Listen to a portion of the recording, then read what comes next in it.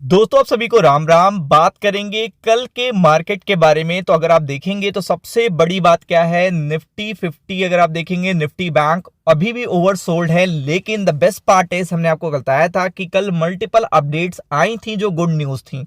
तो अगर आपने देखा होगा तो एक टाइम पर देखेगा निफ्टी बैंक यहां से गिरा था और यहां तक रिकवरी हो गई थी। मतलब अगर आप देखेंगे एक समय ऐसा डे का था जब 140 पॉइंट निगेटिव केवल देखिएगा निफ्टी बैंक देखने को मिला था और निफ्टी 40 पॉइंट के आसपास माइनस देखने को मिला था।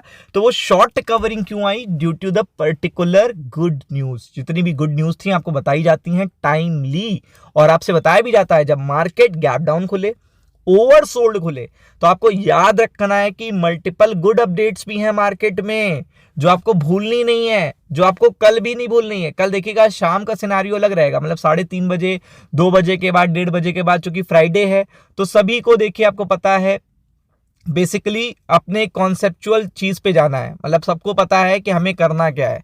तो आप समझ सकते हो कि वहां पे तो स्ट्रैटेजी सेल ऑन राइज रहेगी, nothing to worry about it. But the thing is कि कल अगर गैप डाउन ओपनिंग होती है, जो कि देखने को मिल रहा है कि गैप डाउन ओपनिंग होगी, तो शुरुआत का जो सेशन होता है 9:15 से, अगर आप देखोगे 9:15 से 9:40 के बीच का या 10 बजे तक का, वहां पे आपको देखिएगा शॉर्ट कवरिंग देखने को मिल सकती है ड्यू टू मार्केट ओवरसोल्ड है और मल्टीपल निगेटिव अपडेट्स है। अगर आप देखोगे मल्टीपल निगेटिव अपडेट्स है तो ये सबसे बड़ी बात क्या आ रही है, यूएस मार्केट के सेंटीमेंट पहले चेक करते हैं। तो यूएस मार्केट के सेंटीमेंट नहीं अच्छे हैं, निगेटिव हो चुका है यूएस मार्केट, क्योंकि अब फिर तनातनी शुरू हो गई है ईरान एंड ट्रंप के बीच में। ईरान देखिएगा अपनी बात कह के खत्म हो गया, ट्रंप अपनी बात कह के खत्म हो गया, लेकिन ट्रंप की टोन देखिएगा अचानक से चेंज हो जाती है। जैसे उनको सुबह कुछ वो सोच रहे हैं, शाम को वो कुछ और सोचने लगते हैं। अभी जब उनको और लगेगा कुछ लॉस होने लगा तो फिर से कुछ और सोचने लगेंगे। तो मार्केट को पूरी तरीके से देखिएगा इंगेज रखेंगे, चाहे वो मिड टर्म इलेक्शन उनके हों इस पर्टिकुलर ईयर में, जब तक वो हैं तब तक वो मार्केट को इंगेज रखेंगे, ट्रेडर को इंगेज रखेंगे। मतलब ये अगर आपका ईरान और ट्रम्प का मुद्दा सॉल्व भी हो जाता है तब भी वो इंगेज रखेंगे, तब वो क्यूबा चले जाएंगे, फिर ग्रीनलैंड जाएंगे, समथिंग देखिएगा उनका प्रोसेस चलेगा। तो ये निगेटिव है। ग्लोबल मार्केट में अपडेट क्या आई है? तो पहले सीपीआई इन्फ्लेशन के नंबर्स आ चुके हैं जो कि बहुत खराब है, इंडिया के मार्केट की एक्सपेक्टेशन से भी खराब आए, जो हम लोग पहले से डिस्कस कर रहे थे। मैंने आपसे बताया भी था कि नंबर्स 3 के ऊपर अगर जाएंगे तो it's not at all good. तो ये चीज देखिएगा, एक चीज खराब हुई है। बट यही बेस्ट पॉइंट है कि आप ये समझो कि मार्केट इस वजह से ओवरसोल्ड या गैप डाउन खुलता है तो इट्स गुड फॉर अस। लेकिन 10 बजे से पहले तक जो भी स्ट्रैटेजी आपको बताई जा रही है, 10 बजे से पहले तक फ्राइडे सब अपनी प्रॉफिट बुकिंग शाम को करके जाएंगे। 12 बजे के बाद से सब अपनी प्रॉफिट बुकिंग करेंगे, क्योंकि उन्हें पता है फ्राइडे नाइट से स्टार्ट होते हैं ट्रंप, और सैटरडे संडे वो कुछ ऐसा करते हैं जो मार्केट को पूरी तरीके से चेंज कर सकता है। हो सकता है मल्टीपल गुड न्यूज आ जाए और हो सकता है बैड पे बैड न्यूज आ जाए। तो वो सारी चीजें देखिएगा बिल्कुल डिस्टर्बिंग होती हैं। तो ग्लोबल मार्केट में सीपीआई इन्फ्लेशन के नंबर, यूएस सीपीआई इन्फ्लेशन के नंबर, जीडीपी के नंबर्स, ये सारी चीजें क्या करेंगी, इंपैक्ट करेंगी। तो इस पे फोकस करेंगे। मार्केट अभी क्या है, ओवरसोल्ड है, क्योंकि जाते जाते फिर मल्टीपल नेगेटिव अपडेट आने लगी थी, तो ये भी देखिएगा गिर गया, और निफ्टी बैंक भी देखिएगा आपका गिर गया था।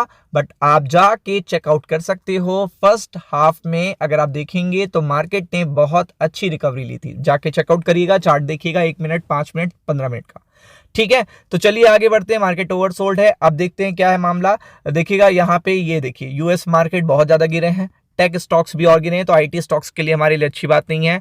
फिर आगे बढ़ते हैं तो निकाय यहाँ पे 1100 पॉइंट गिरा हुआ है, ये देख सकते हैं आप। फिर अगर आप देखेंगे चाइना के शेयर्स भी डाउन है। फिर आप देखेंगे यूरोप इतना कभी भी नहीं करता है, मतलब यूरोप 2.5% डाउन है। ये बड़ा टेंशन की बात है, क्योंकि यूरोप को पता है जो हीट ऑफ क्रूड ऑयल है वो बहुत पेन देने वाली है यूरोप को। क्योंकि यहाँ पे अभी अपडेट आई है सोशल मीडिया, ट्रुथ सोशल पे देखिएगा, उन्होंने लिखा है दुनिया में अमेरिका सबसे बड़ा तेल उत्पादक है, तेल की कीमतें अगर बढ़ती हैं तो उसको लाभ होगा। तो अब आप समझ लो कि वो बेसिकली अब कोशिश अगर ये करने लगेंगे कि $100, $150, $200 पे तेल चला जाए, तो इससे तो यूरोप का लॉस होगा और मल्टीपल नेशन का लॉस होगा। तो ये स्टेटमेंट तो अपने आप में गलत है।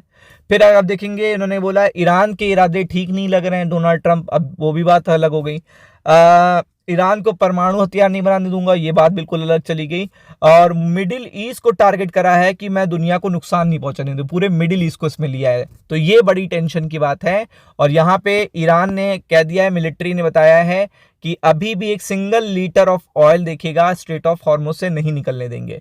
फिर अगर आप देखेंगे तो ये नए पर्टिकुलर जूनियर खमनई है, सुप्रीम लीडर है, इन्होंने कहा $200 जाने वाला है तेल, दुनिया तैयार है, ईरान ने कहा। तो ये जो पर्टिकुलर अपडेट्स हैं ये मार्केट के लिए कल के लिए अच्छी नहीं है। तो इसमें क्या होगा, जब गैप डाउन ओपनिंग होगी तो बेसिकली आपको बस ध्यान रखना है, क्योंकि इसमें लेवल्स नहीं होंगे, कहां पे खुलेगा मार्केट, हो सकता है 23,400 पे भी खुल सकता है, ठीक है, या उससे नीचे खुल सकता है, या 23,500 के आसपास खुल जाए, या उससे भी नीचे खुले।